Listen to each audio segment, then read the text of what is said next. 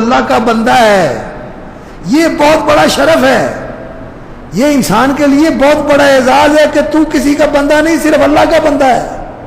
اللہ کا بندہ ہونا یہ انسان کا اعزاز ہے۔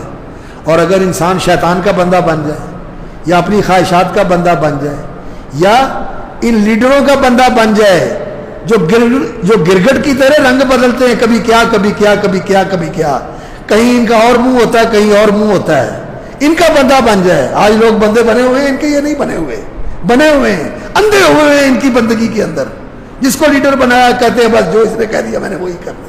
نہیں، ہم نے تو وہ کرنا ہے جو میرا مالک کہتا ہے اور جو میرے رسول نے کیا، ہم نے تو وہ کرنا ہے۔ ہم تو اللہ کے بندے اور اللہ کے رسول کے پیروکار ہیں، بندے اللہ کے ہیں، پیروکار محمد رسول اللہ صلی اللہ علیہ وسلم کے ہیں۔ تو یہ جو ہے نا یہ شرک ہے، یہ صرف مردوں کا ہی نہیں ہوتا کہ ان کی قبروں کو پوجا جاتا ہے، یہ زندوں کا بھی شرک ہوتا ہے۔ اور جیسے اللہ اکبر یہ اس طرح کا شرک ہے کہ کوئی کسی مردے کو پوجتا ہے، کوئی زندے کو پوجتا ہے، اسی طرح انسان ایسا بھی ہے جو اپنی خواہش نفس کو پوجتا ہے، اپنی خواہشات کی پیروی کرتا ہے، اپنے مفادات کی پیروی کرتا ہے۔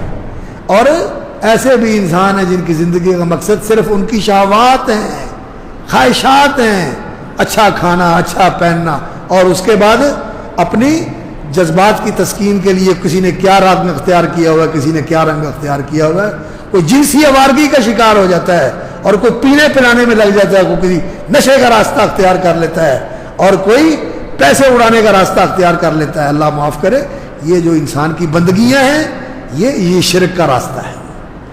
کبر سے بھی بچنا ہے اور شرک سے بھی بچنا ہے۔